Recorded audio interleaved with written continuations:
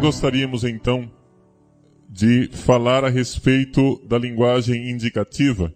E para falar sobre a linguagem indicativa, nós iremos um pouco usar como pontapé inicial, não vamos ficar só nisso, mas nós iremos usar um texto do filósofo alemão Eugen Rosenstock-Huessy, que escreveu um livro chamado Origem da Linguagem, está publicado pela Record, e nós iremos ler o capítulo 6, que começa na página 103, o julgamento da lógica.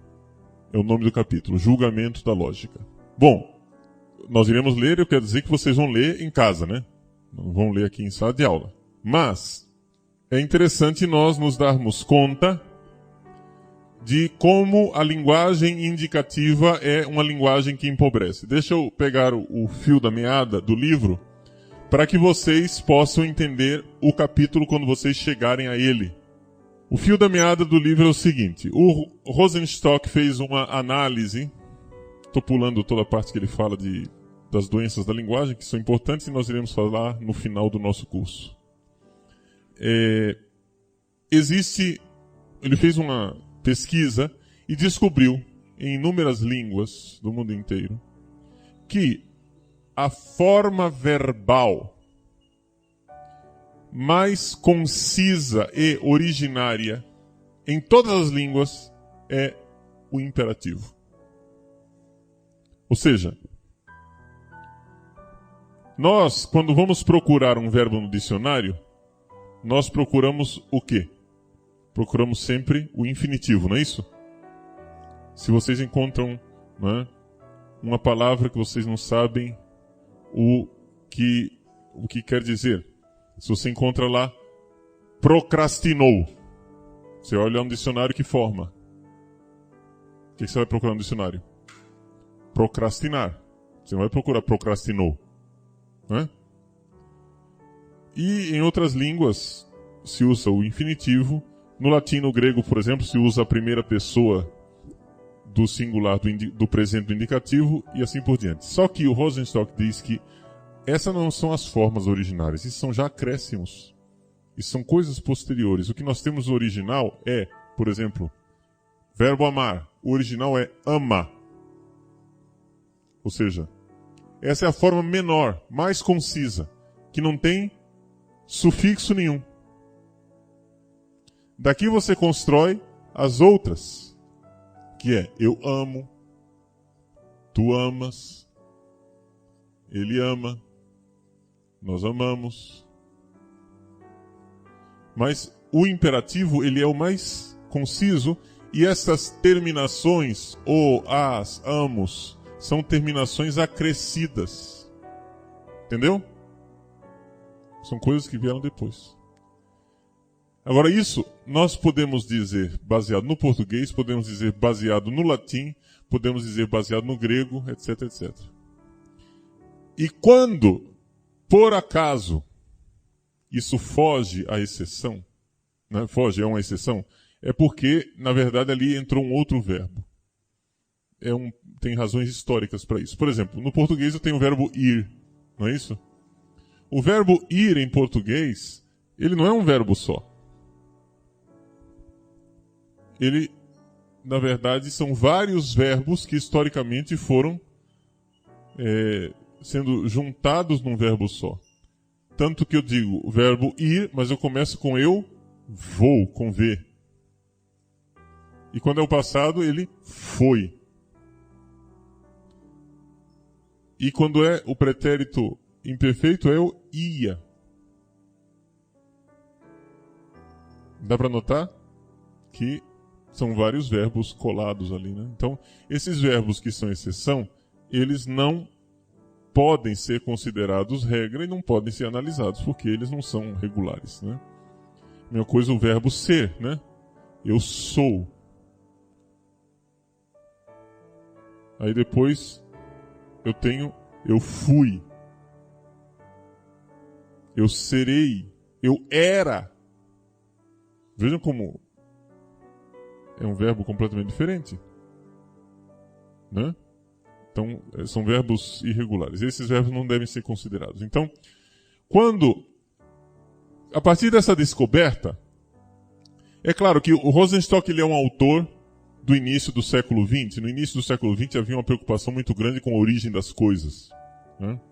E essa questão da investigação da origem da linguagem faz parte exatamente do tipo de sensibilidade do início do século XX.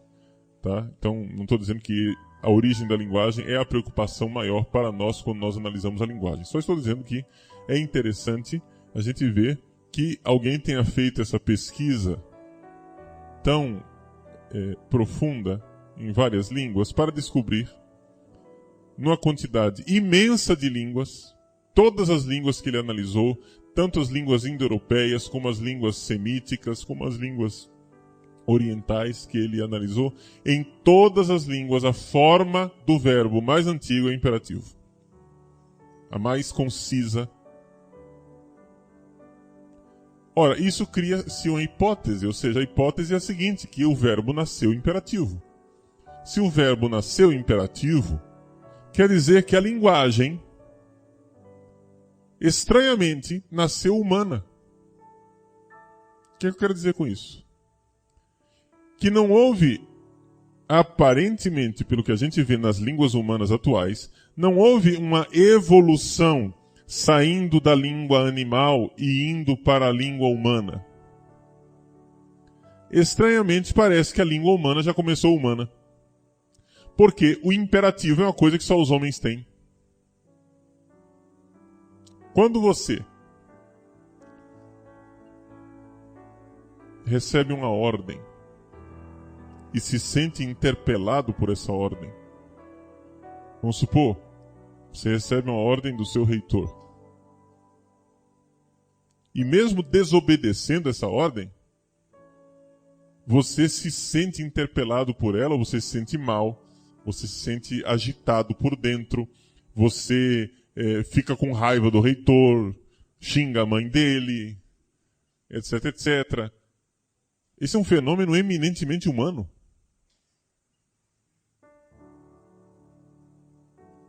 Nenhum animal vive isso. O imperativo.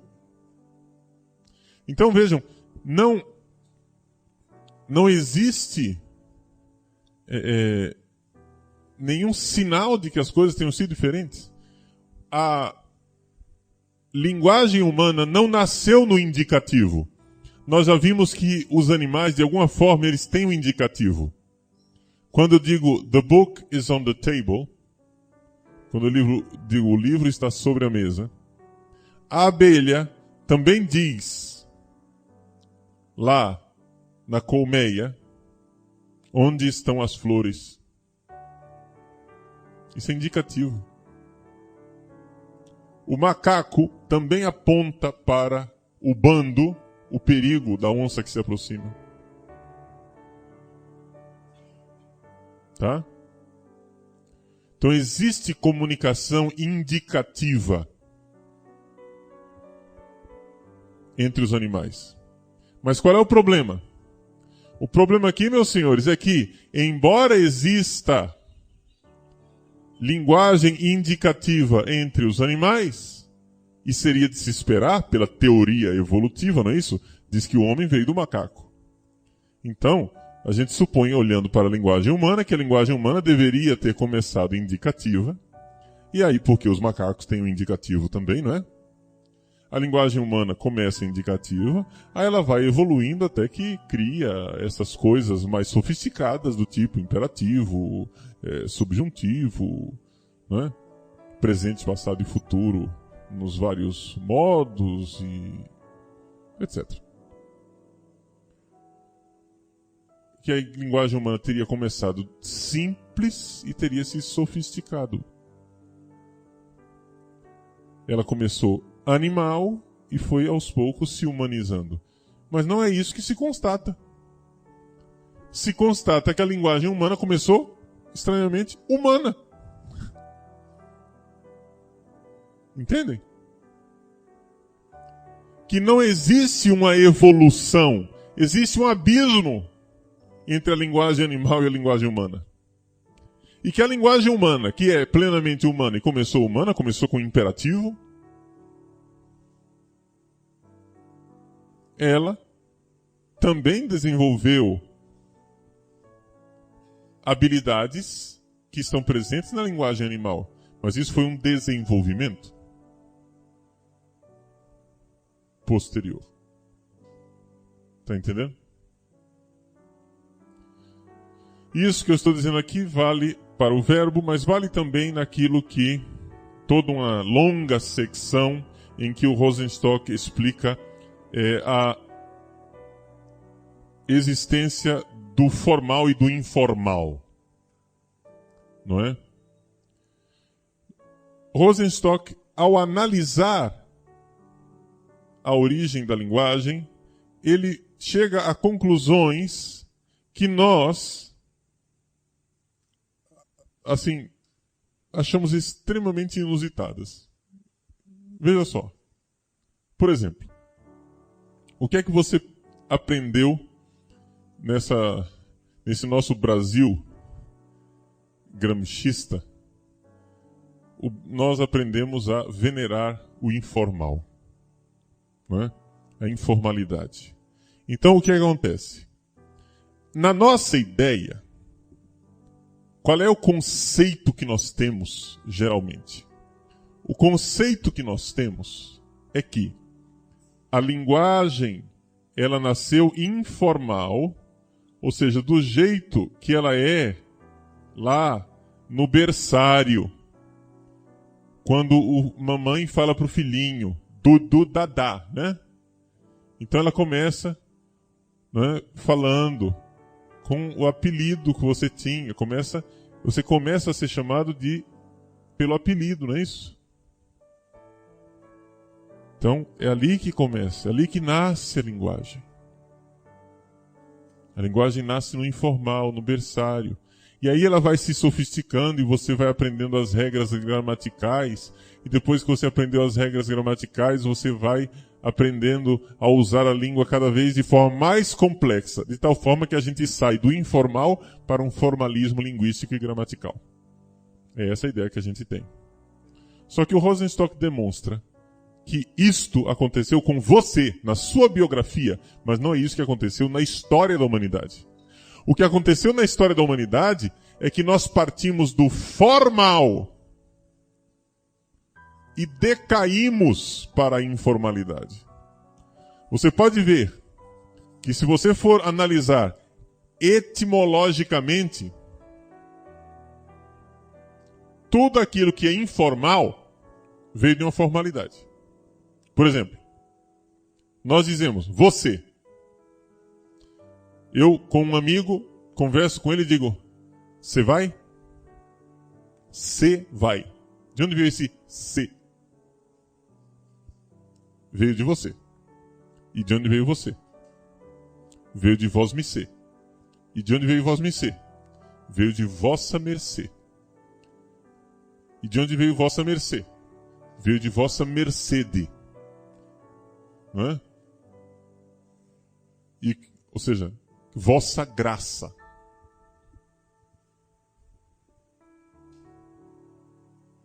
Existe algo de religioso por trás de você. Algo de santo atrás da palavra você. Nossa Senhora das Mercedes, Nossa Senhora das Mercês, das Graças. Não é isso? Então, vejam que saímos de uma formalidade imensa, vossa mercê, para se. Né? Eu fico imaginando como é que os estrangeiros ficam perdidos no Brasil, né? Porque alguém entra aqui, pede uma coisa, não sei o que, etc. Eu digo, tá. T-A, tá. Um estrangeiro ouve isso e fica perguntando, tá?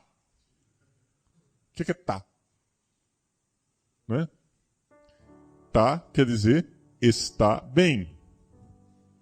Está combinado. Está de acordo. Tá.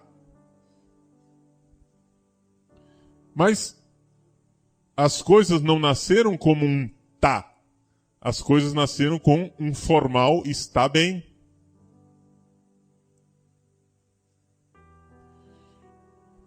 Vejam, quando você estuda latim,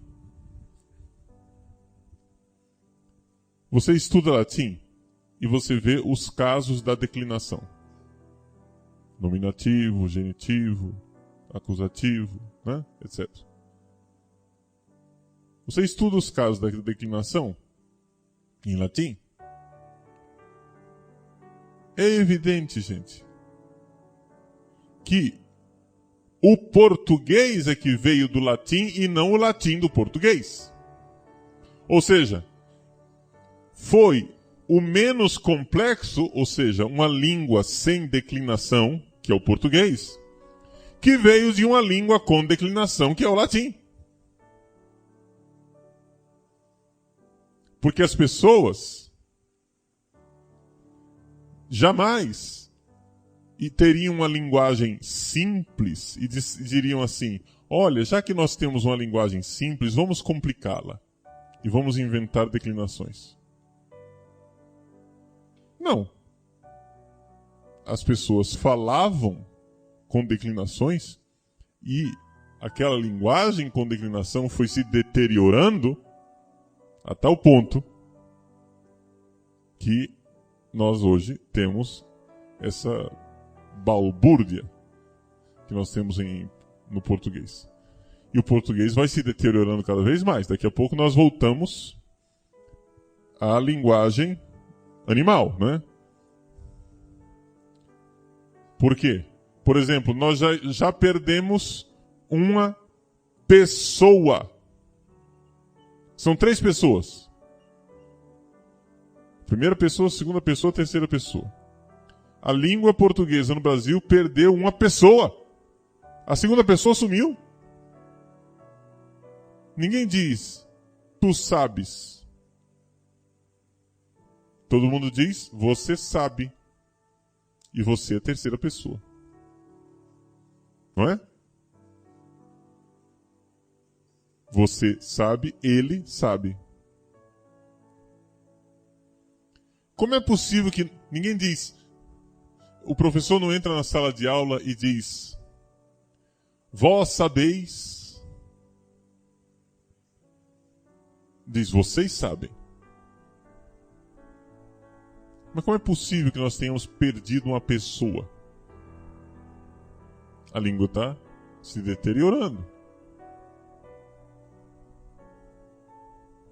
Agora, vejam, aqui nós não estamos explicando totalmente a origem da língua, porque é impossível a gente ir até o tempo das cavernas e saber como é que foi que as coisas começaram. Só sei que é importante nós sabermos distinguir linguagem propriamente humana e linguagem animal. Essa distinção nós já fizemos, estão lembradas dela? A linguagem propriamente humana e a linguagem animal. E hoje nós podemos constatar que a linguagem humana nasceu formal. Nasceu com juramentos, com ordens, com vínculo espiritual entre as pessoas. Essa linguagem formal foi sendo elaborada formalmente. E então, com a elaboração formal da linguagem, que é evidente que não nasceu do nada, as declinações não nasceram do nada, elas foram elaboradas. Mas elas foram elaboradas no mundo formal, entenderam? O mundo humano nasceu de formalidades sacrais. Você vai... A gente tem uma ideia idiota, que somos todos meio filhos de Rousseau, né? O bom selvagem. Então a gente tem uma ideia meio idiota de que os índios não têm formalidades. É porque você não é índio, né? Mas não existe coisa mais formal do que a organização tribal. Se você comete certos atos, você está excomungado da tribo. Quando o índio casa, ele se casa com a pessoa que foi designada desde o seu nascimento. Quando a Índia está grávida, já está marcado pelas formalidades da tribo com quem aquela criança irá casar, porque aquela criança de um clã só pode se casar com outro clã. E já é marcado. Por exemplo, os salesianos, quando eles foram evangelizar os Bororos, eles ainda organizam a tribo, não é? Em várias casas onde habitam os clãs, e aquilo lá é colocado numa disposição circular, de tal forma que existe uma lógica entre os casamentos e a disposição das ocas, das casas, das choupanas. Então, quem nasce naquele clã que é posicionado naquela casa, os meninos irão se casar com as meninas de uma outra casa que está situada numa direção. E vice-versa. As meninas irão casar com meninos de uma outra casa. Então já está tudo estabelecido. Então a mulher fica grávida e já tem outras mulheres grávidas, então se sabe, se for menino, a gente sabe que esse vai casar com o filho daquela outra grávida lá. Se for daquele sexo. Entendeu? Então tem todo um jogo de formalidade. Existem coisas que se podem fazer e coisas que não se podem fazer. Então, quando um velho, por exemplo, na tribo está contando uma história, existe uma forma de se ouvir. Isso é muito formal. Existem formalidades. Existe uma etiqueta indígena. Então, esse espontaneísmo barbárico no qual nós vivemos hoje em dia, isto, gente, é barbárie. Ou seja, isto é realmente perda de civilização. Eu não posso fazer a ação mais sagrada do dia, que é ir à missa, por exemplo, de chinelo de dedo, camiseta e calção, e depois sair para uma festa, para um baile, com os meus amiguinhos, vestido formalmente e achar que está tudo normal.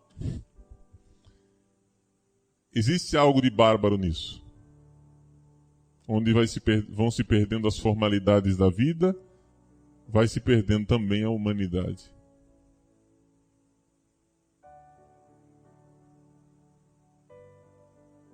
O executivo japonês, que passou o dia de terno e gravata, quando chega em casa, tira seus sapatos na porta de casa, tira o terno e a gravata, põe o seu kimono e vai realizar a cerimônia do chá. Ele jamais pensaria em realizar a cerimônia do chá de terno e gravata. Ele tem que pôr o kimono.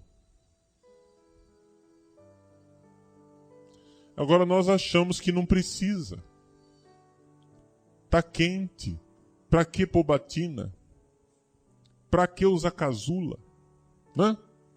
Não precisa. Gente, o ser humano, para se expressar como ser humano, ele desde o início se expressou formalmente, com juramentos solenes, com ordens que interpelavam os outros. A linguagem humana nasceu humana. A linguagem humana ela nasceu formal. Então, se você olha para o imperativo como sendo algo de constitutivo na origem da linguagem, você irá ver que isso daqui não é analisável logicamente. Por quê? O próprio Aristóteles, na sua lógica, já nos diz que só podem ser analisadas logicamente frases apofânticas, ou seja, frases indicativas, não é? Porque somente estas frases podem ser verdadeiras ou falsas. Por exemplo, eu digo assim, a porta está aberta. Se eu digo a porta está aberta, eu posso dizer verdadeiro ou falso. Por favor, verdadeiro ou falso? Verdadeiro, a porta está aberta.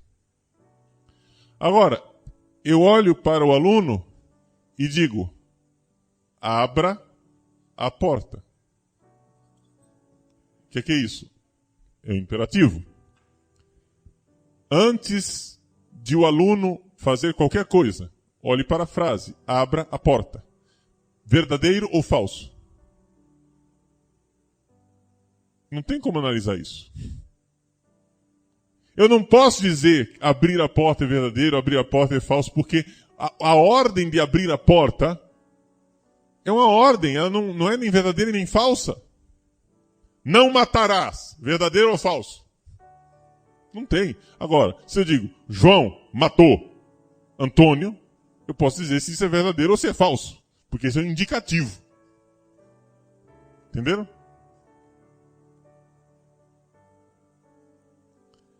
Então, a linguagem humana não nasceu lógica analítica.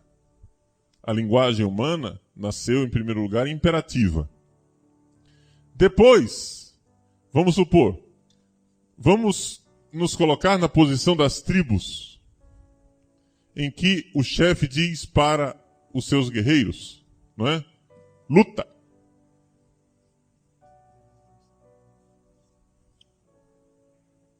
Ora, é necessário um arco de tempo para que, uma vez que eu recebi a ordem luta, eu possa voltar para o chefe e diga e narre lutamos. Você pode chamar esse lutamos de indicativo, se você quiser. Rosenstock, no entanto, não chama de indicativo, ele chama isso de narrativo. Você narra o que aconteceu. Lutamos, foi assim, assim, assim. Né? Você faz um memorial de guerra. E não somente isso. Então, nós temos aqui o imperativo.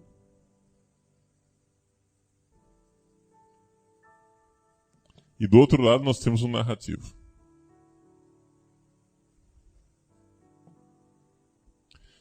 Só que neste arco de tempo em que eu recebi a ordem e eu preciso executar a ordem, neste arco de tempo, a linguagem não cessa. A linguagem continua existindo. E a linguagem, ela se torna uma espécie de desejo poético para animar as tropas. Então, você vai, enquanto você está lá na sua árdua função de lutar, você está cantando e se animando e animando as tropas e está dizendo, lutemos. Luta, lutemos, lutamos. Veja o movimento de tempo que existe aqui. Não é? Então aqui nós temos o imperativo, o narrativo e o lutemos é um optativo, ou seja, é um subjuntivo, tá?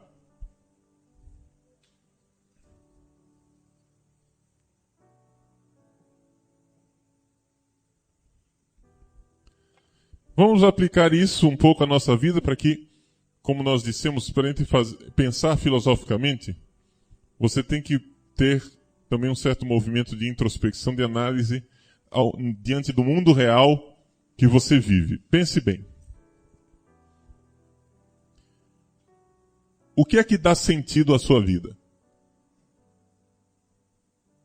O que dá sentido à sua vida é seguir o imperativo. Toda a vida, se você tem um propósito de vida, é porque você sente que você é chamado a alguma coisa. A própria palavra vocação quer dizer isso. A vocação, hoje em dia a gente tem uma tendência de descrever a vocação como uma escolha. Mas se você for pensar bem, a vocação não é escolha nenhuma. Pelo menos não sua. Com a vocação você não foi você quem escolheu, você foi escolhido. Se existe vocação, não é você quem escolhe, você é escolhido. Não existe nada para escolher na vocação. Você é escolhido. Por quê? Porque ou a pessoa foi constituída para ser feliz daquela forma, ou então não vai dar certo. Não sei se dá para entender isso. Quando a gente diz que, vamos supor, você pega um jogador de futebol. Não existe essa coisa de você pegar uma criança que acabou de nascer e dizer, ele vai ser jogador de futebol, incutir na cabeça da criança que ela vai ser jogador de futebol e esperar que ele seja jogador de futebol. Isso não é vocação. Tá? Se isso não pode ser imposto desde fora, pela sociedade, na pessoa, isso também não é correto a gente pensar que isso foi imposto pela própria pessoa por um ato de vontade. Porque se vocês forem analisar, existem predisposições dentro de nós que não foram escolhas nossas. Não é uma escolha minha que eu, por exemplo, desde criança jamais tive propensão para o mundo atlético e tive mais propensão para o mundo intelectual. Isso daí é algo que eu recebi. Não recebi da sociedade, não recebi de mim, recebi de algum lugar. Eu que creio em Deus, vejo que isto é vocação. Vocação quer dizer, eu fui escolhido para. O cardeal von Balthasar, ele descreve isso de forma exemplar, quando ele diz, eu posso levar vocês até aquele lugar na Floresta Negra, no norte da Suíça, sul da Alemanha, para a Floresta Negra, e mostrar para vocês a árvore debaixo da qual eu percebi que eu não tinha o que escolher. Eu tinha sido escolhido. Eu podia fugir de Deus, mas eu jamais seria feliz. Está entendendo isso?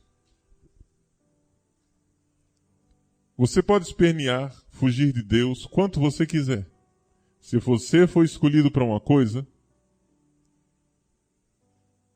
a vocação ela é constitutiva. É claro que existe também uma parte subjetiva, uma parte que conta com a minha liberdade. Mas essa liberdade que eu tenho, ela não é plena. Aliás, ela é quase nula.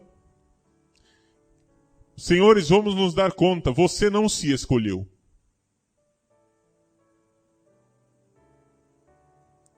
Dá para notar que você não se escolheu? Dá para notar que se você faz um exercício idiota, isso aqui é um exercício idiota, tá? Porque é perda de tempo. Mas imagina que você está lá no céu, diante de um computador divino, em que você vai montar você, do jeito que você monta um carro hoje no computador na internet. Né? Eu quero airbag, eu não quero airbag, eu quero trava eletrônica, eu não quero trava eletrônica, eu quero tal modelo, eu quero tal motor, com as rodas, com o aro tal, etc. A cor, tá? Você escolhe, você monta o seu veículo e diz, é isso que eu quero. Então imagine você fazendo esse exercício idiota de lá, diante de um computador divino, lá no céu, antes de você existir, você se escolher. Monte você mesmo. Eu tenho a certeza de que tem uma porção de detalhes a respeito de você que seria completamente diferente. Por exemplo, eu não escolheria ser careca, né? Eu não escolheria ter só isso aqui de tórax, né? Porque quando Deus distribuiu o tórax, eu estava na fila, alguém pegou 2 vezes e não sobrou nada para mim, né? Só sobrou isso aqui. Eu não gostaria de ter essa massa muscular que eu tenho, que é pouca. Não é? Acho que as orelhas podiam ser um pouquinho menores. Os dentes da arcada dentária embaixo não precisavam ser tortos. Os de cima não precisavam ser tão grandes. Etc. Acho que um pouquinho menos de pelo no corpo faria bem. Mas um pouquinho tinha nascido ovelha, né? Eu sou o elo perdido entre o homem e o macaco.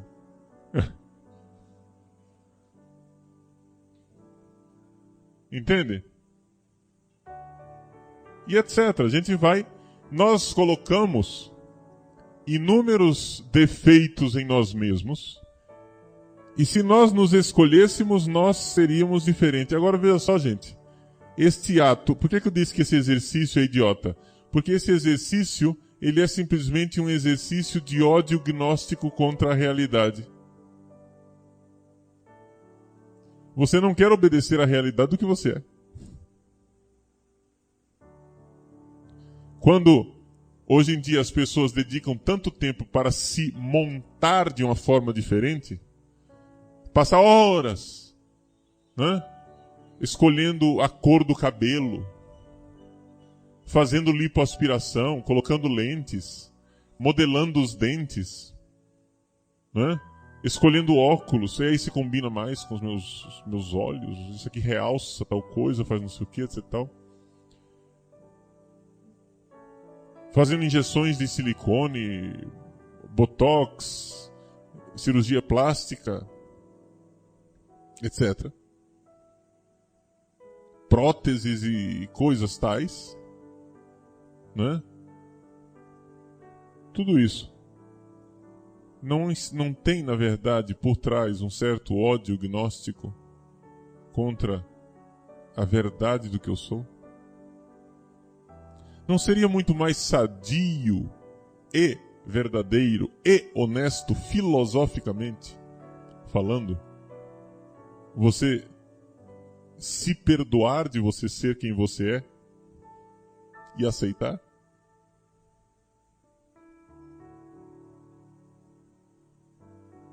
E crer, espiritualmente e religiosamente falando, que você foi uma boa ideia de Deus? Você não acha que você seja uma boa ideia, mas creia. Ou seja, qual é a atitude humana diante disso? A atitude humana é o seguinte: receba a si mesmo como um presente. Receba a si mesmo. Quando você recebe um presente, você põe defeito no presente? Não. Veio de graça. Você vai pôr defeito? Tem atitude mais ingrata do que você receber um presente e você... Não, mas essa cor... Não quero. Né?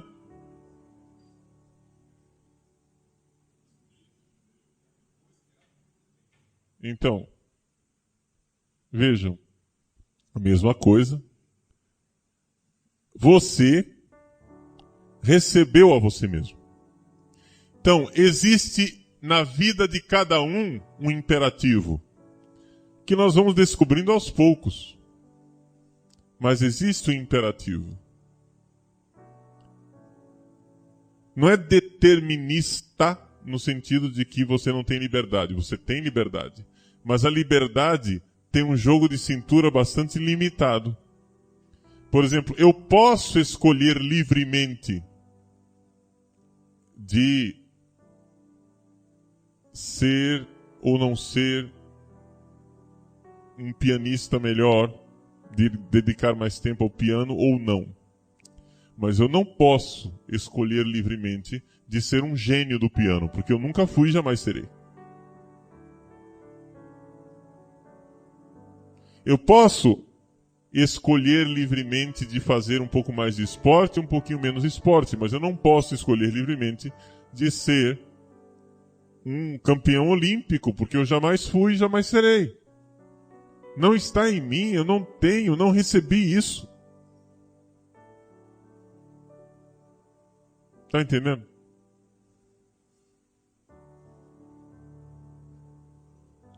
Então, existe algo em mim quando eu recebo a mim mesmo como um dom. Existe algo em mim que é um projeto que não fui eu quem fiz, que é um imperativo. Eu sou uma tarefa dada a mim mesmo.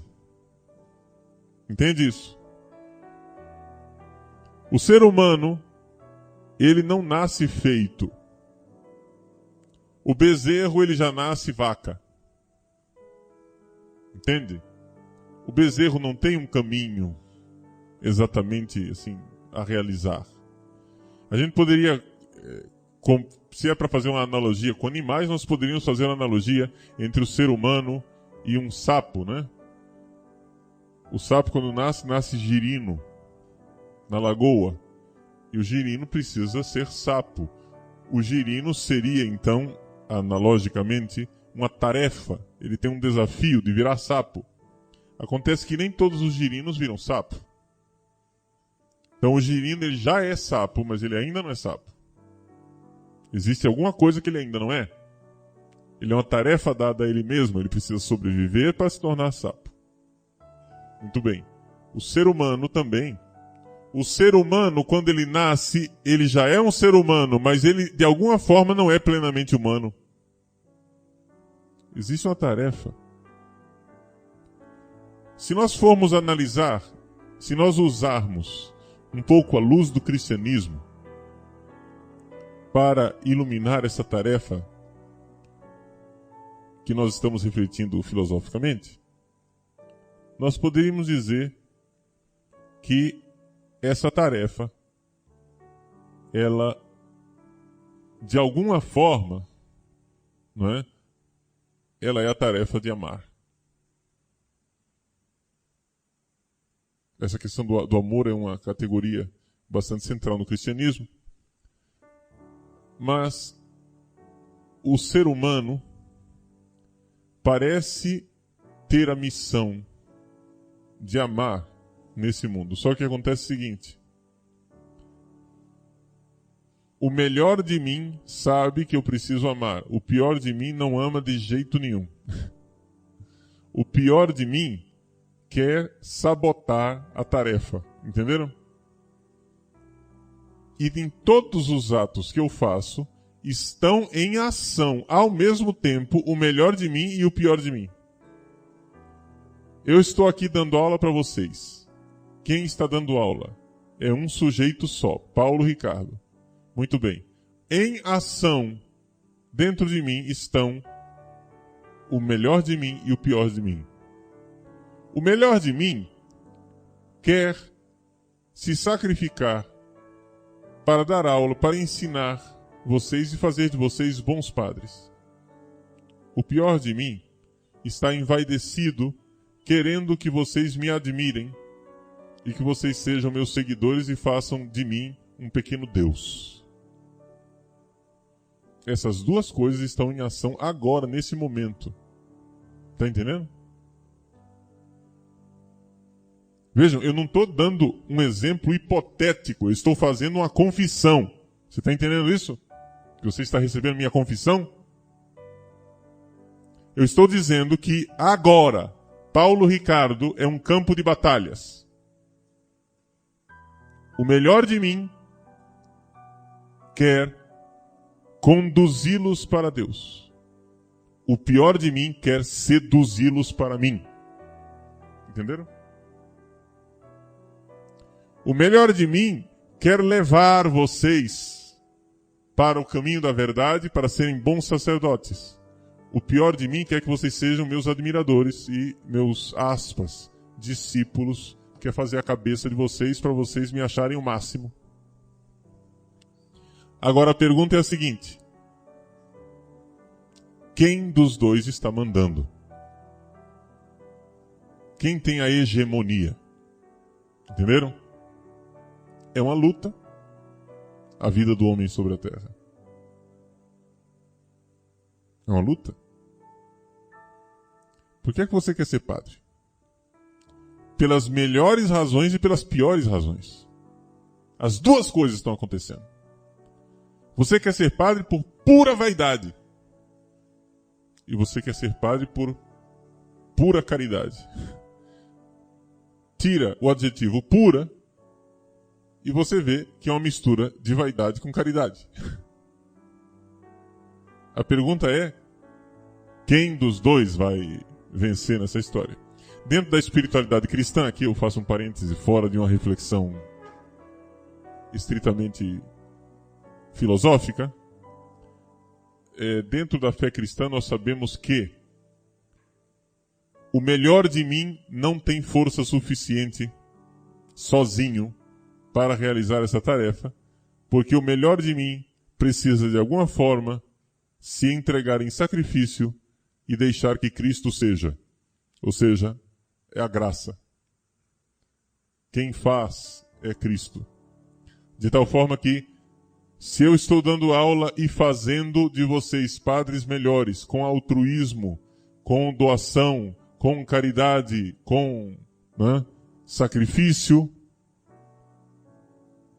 não, se tem alguma coisa de bom nessa história, não sou eu, é Cristo que vive em mim. Entenderam? Se a graça de Deus opera em algum momento, não sou eu quem opero, é Cristo que opera em mim. É isso que nós cremos cristamente. Agora fecha parênteses e vamos voltar àquilo que nós estávamos dizendo. Você recebe um imperativo. E você um dia precisa chegar diante do juiz supremo, daquele que te deu o imperativo, e você pode dizer: lutei. Eis-me aqui.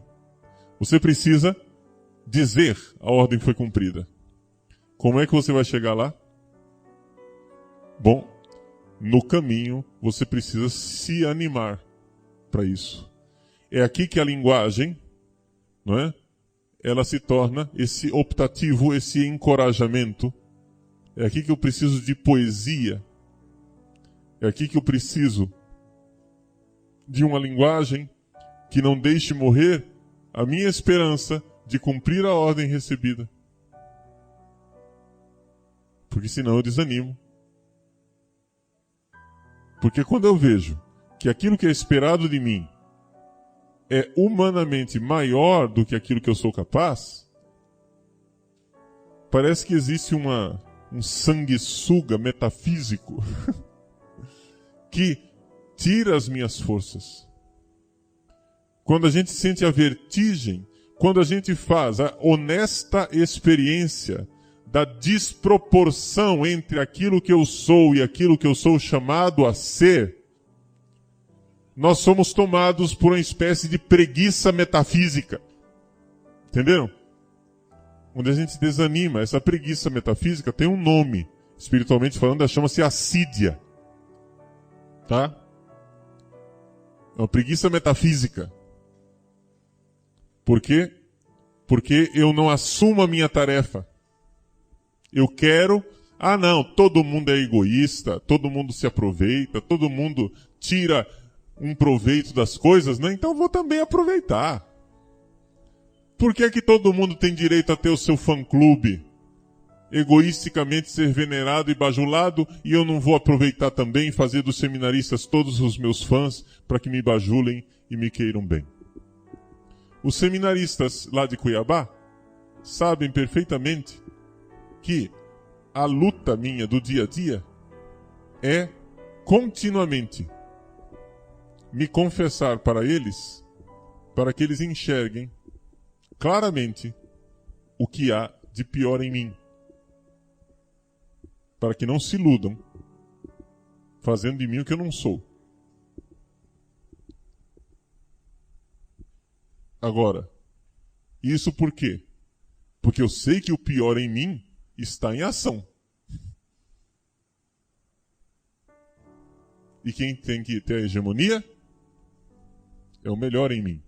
Então, o melhor em mim tem que tomar a iniciativa de me oferecer em sacrifício para que morra o homem velho e nasça o homem novo, que é Cristo Jesus. E isso daqui, meus senhores, é uma luta o resto da vida. Mas é o resto da vida. É diária, é contínua. Não é somente todo dia, é toda hora. Eu preciso lutar. Então vejam, existe um imperativo. É aqui que nós somos humanos. Se você é um seminarista Gabriela, você sabe o que é o seminarista Gabriela? É aquela musiquinha. Eu nasci assim, eu cresci assim, eu fui sempre assim. Gabriela, né? Sempre Gabriela. Isso é uma musiquinha da década de 70 que foi reeditada agora nos últimos tempos. Da Gabriela de Jorge Amado. Né? Então, se você acha que você nasceu assim, cresceu assim, foi sempre assim, vai ser assim, acabou, você sofre de preguiça metafísica. Entendeu? Assídia. Mas se você colhe o imperativo. Vejam, gente, nós estamos fazendo filosofia da linguagem, mas eu avisei para vocês que eu ia parar a análise linguística e iria fazer uma aplicação para a nossa vida. Estão lembrados? Né? Eu avisei. Estou fazendo uma aplicação. Para que você veja na sua vida que isso daqui é assim. Corresponde ao real.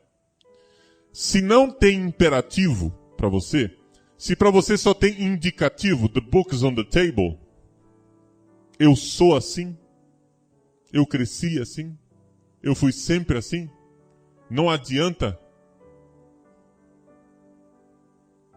você vai ficar nessa pasmaceira, né?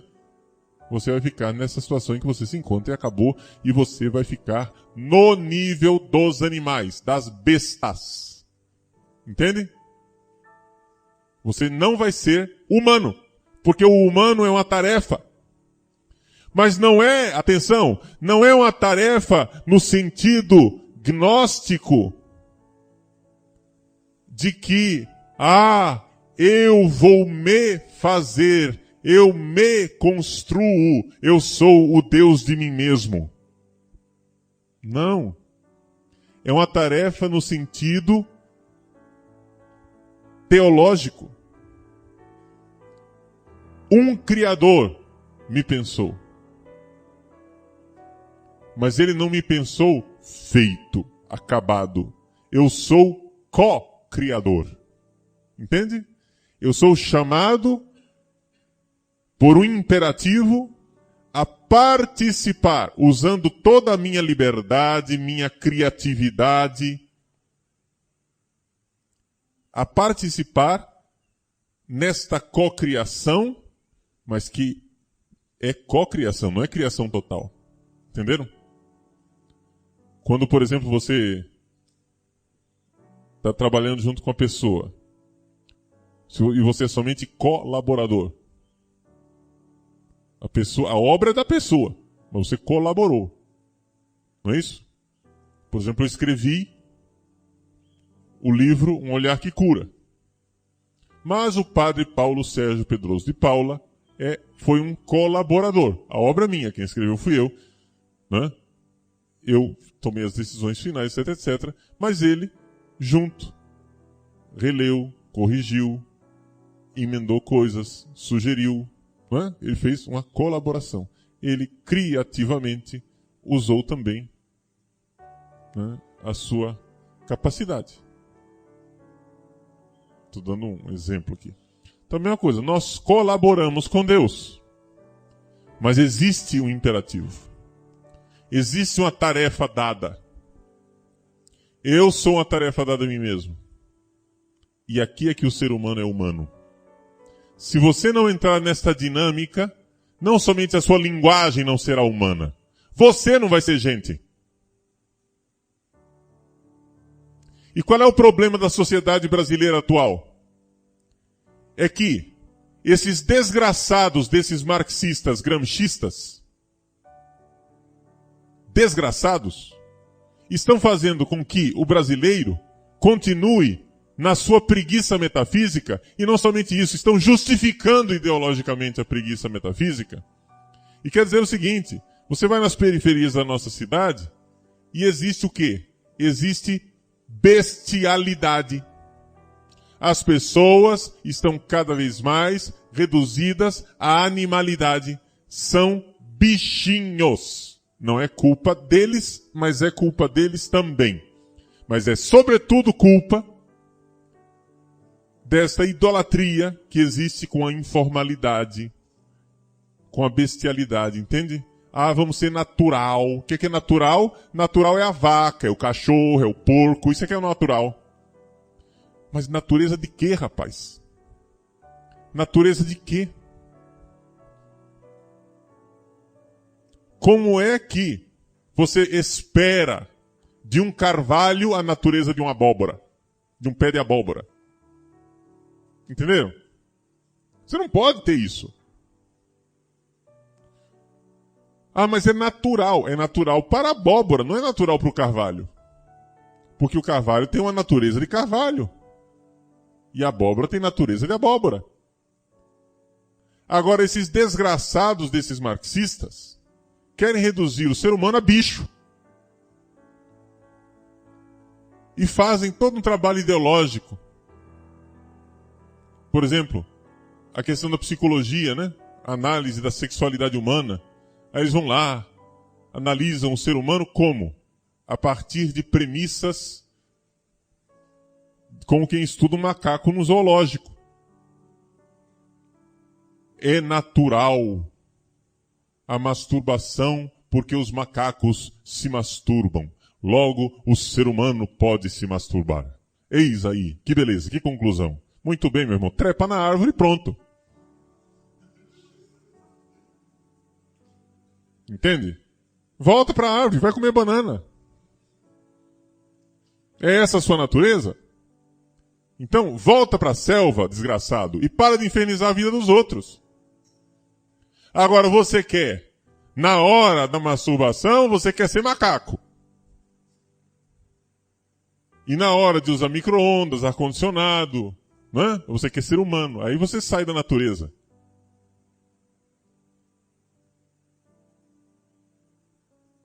Ou seja, na hora que a natureza humana exige, aí você apela para os animais.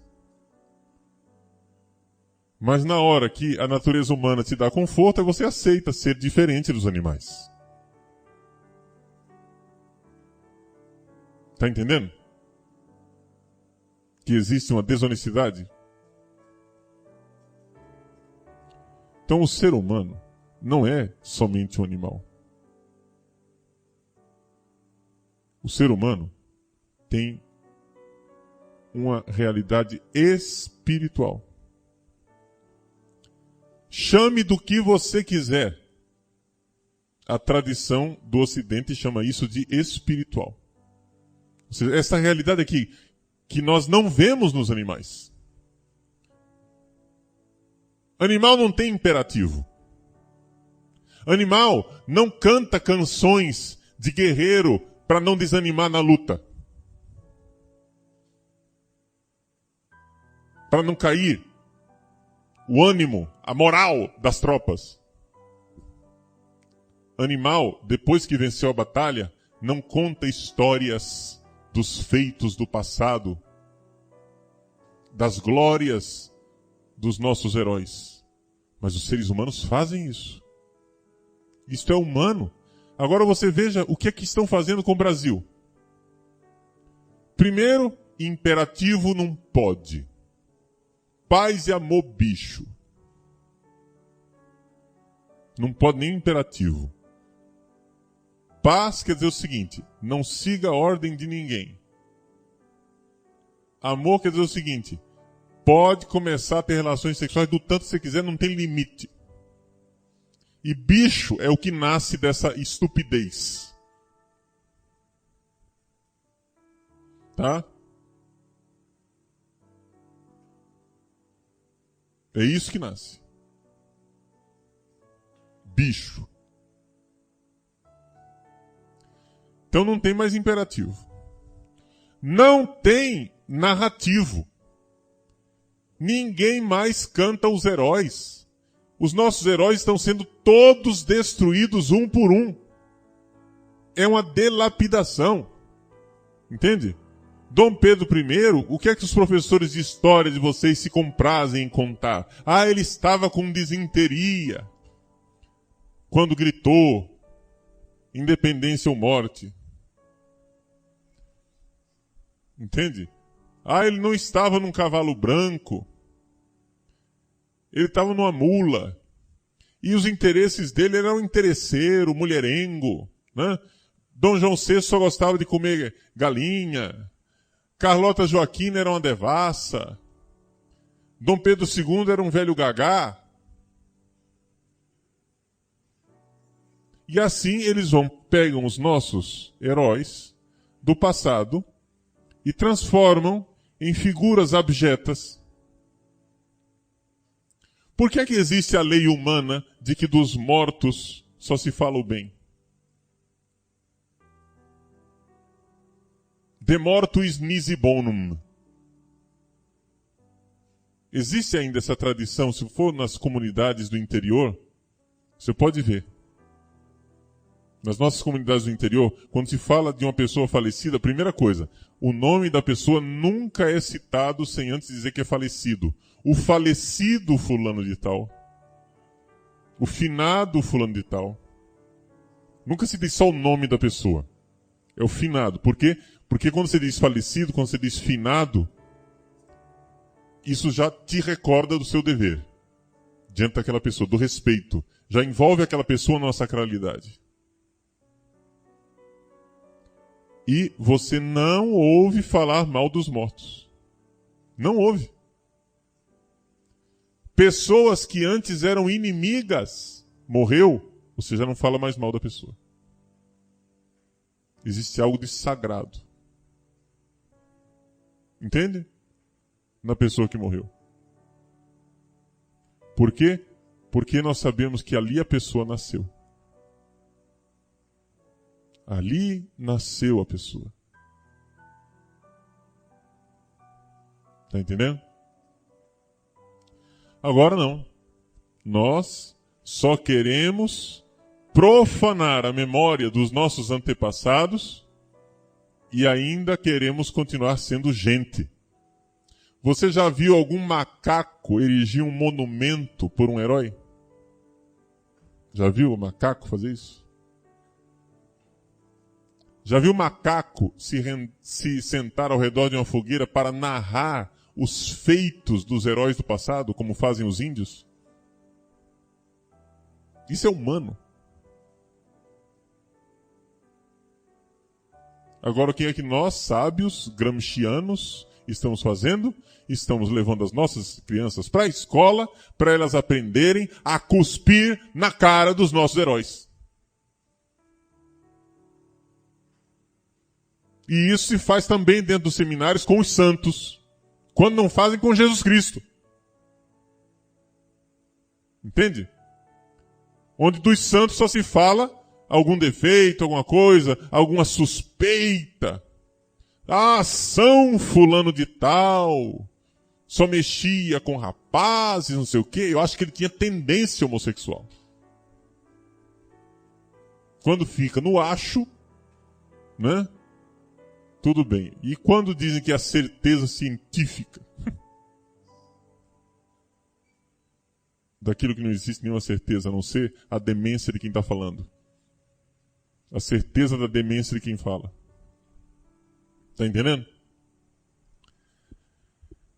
E assim também não existe mais canções de luta, no sentido verdadeiro da palavra, não é? Canções que sustentem a nossa tarefa. Vocês vejam essas músicas, essas poesias engajadas. A poesia engajada, ela é sempre muito pouco poética. Porque ela quer dar uma liçãozinha de moral. Politicamente correta. Então ela é cansativa. Por que é que ninguém suporta essas musiquinhas da teologia da libertação? Ninguém suporta aquilo. Porque não tem poesia nenhuma naquilo. É só um recadinho intelectualoide. Entende? É uma coisa engajada. Aquilo não faz a alma crescer. Mas quando você consegue colocar uma poesia onde você sonha e espera em Deus, a sua alma cresce, você sente que algo se move dentro de você, que você estava prostrado e você se levanta. Entenderam? Então existe essa coisa do épico. Não é? A recordação do passado nos anima também para realizar os feitos do presente. Isto é humano. Isso nos eleva acima de nós mesmos. Mas a demência do Ocidente o que fez? Desde o senhor Maquiavel, o chuchuzinho dos gramscianos, né? Antônio Gramsci acha que Maquiavel é o ó do Borogodó, é o cara. Né? É o cara, Maquiavel. O que é que Maquiavel fez? Maquiavel deixou de olhar para o ser humano como uma tarefa. Maquiavel é o filósofo Gabriela. Entende? Nós somos assim, nós vamos ser assim, vamos continuar assim, acabou. Então, se o ser humano é egoísta, safado e desgraçado, esta é a verdade do ser humano. Então, Maquiavel não olha, dentro de mim tem o melhor de mim e o pior de mim. Eu tenho que pegar o melhor de mim e amansar o pior e fazer alguma coisa para eu progredir na vida. Não, Maquiavel chega e diz: o pior de mim é a verdade a meu respeito. O melhor de mim é só ilusão. É uma tolice que colocaram na minha cabeça. Então o homem é egoísta, aproveitador e sem vergonha. Agora, essa posição é absolutamente contraditória, né? Por quê? Porque se você diz, olha, eu sou egoísta, nós somos egoístas, etc e tal, e eu começo a ensinar para você isso, para que você está ensinando isso? Está ensinando porque você está pensando nos outros, está querendo fazer o bem. Como é que você é egoísta? No ato de querer fazer o bem para os outros. Entendeu o negócio? Que não se sustenta? Quando eu digo que eu sou profundamente egoísta e só penso em mim, e ao fazer isso eu estou aqui aconselhando você a aprender que nós somos profundamente egoístas. Ao fazer este ato, eu estou fazendo isso por quê? Porque quero ajudar você. Então como é que eu sou profundamente egoísta? Só egoísta. Não tem nenhuma possibilidade de bondade em mim. Tá entendendo? Então, o que é mais correto dizer? É correto dizer que nós somos um campo de batalha. Assume os dois lados. Nós somos o bonzinho e o malzinho, né? Nós somos o mocinho e o bandido ao mesmo tempo. Entenderam? Então, nesta realidade é que nós podemos e devemos caminhar, né, numa séria reflexão filosófica a respeito do ser humano. Eu disse para vocês, a filosofia da linguagem é um tratado de antropologia filosófica. Estão lembrados? É um tratado da antropologia filosófica. Nós estamos, na verdade, não estamos estudando só a linguagem, nós estamos estudando o ser humano. E ao estudarmos o ser humano, eu preciso compreender como é o ser humano. Eu preciso compreender que o propriamente humano não é essa descrição científica da analítica, né? O livro está em cima da mesa. Só todo homem é mortal. Sócrates é homem. Logo, Sócrates é mortal. Isso daqui é a lógica. Isso serve para alguma coisa? Serve. Essa linguagem analítica serve? Serve. Ela é a científica? É. Sim. Só que acontece, não é a única coisa. Quando você pega essa linguagem científica e transforma como sendo o ápice do ser humano, você perde a vida real e concreta. Entenderam? Você perde o ser humano real. E o ser humano começa a funcionar, a mente dele começa a funcionar de uma forma errada. Você sai da realidade. Porque a linguagem indicativa, ela é abstrata, ela não considera o tempo, ela não considera a circunstância. Quando eu digo 2 mais 2 é igual a 4, isso é indicativo, isso vale ontem, hoje, sempre, amanhã, depois. Então não existe nenhum drama aqui, não existe nenhuma tarefa. Não existe nenhum imperativo.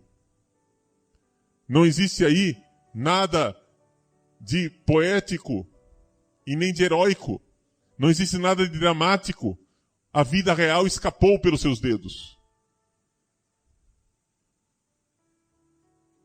Está entendendo? Enquanto o ser humano e a linguagem propriamente humana não é essa linguagem indicativa, porque a linguagem indicativa, meus senhores, ela também é comum aos animais. A abelha também diz onde estão as flores.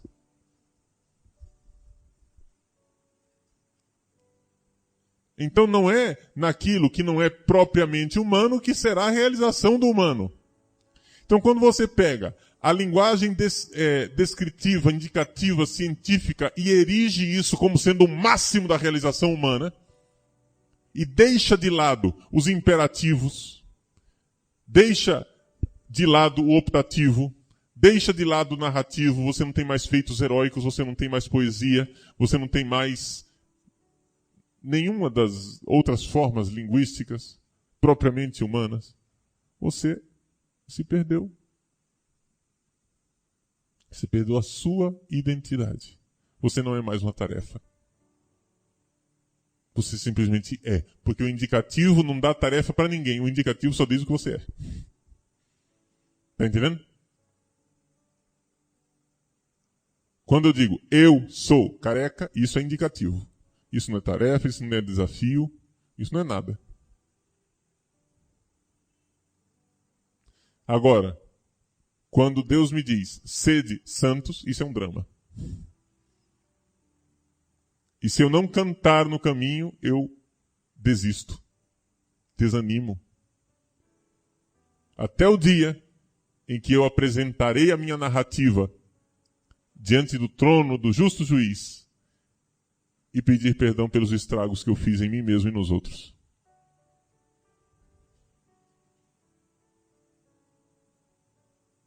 Mas isto de estar sempre diante de Deus, sempre diante deste imperativo que me atingiu, isto é humano.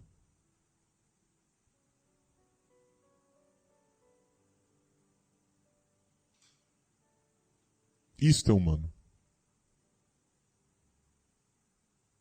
Sair disso é se bestializar. Se você vai ficar agora vivendo a sua vida buscando o prazer como o gatinho que só quer saber... Já viu que gato não tem fidelidade nenhuma? Já notou isso? Gato, os felinos, não são animais domesticáveis. Sabia disso? Que ele não é domesticável? No fundo, ele não é domesticável. Ele é só um aproveitador. Ele não tem fidelidade. Não é como um cachorro que tem uma certa fidelidade com o dono, né? O gato não. O gato se entrelaça nas pernas da pessoa porque aquilo é prazeroso para ele.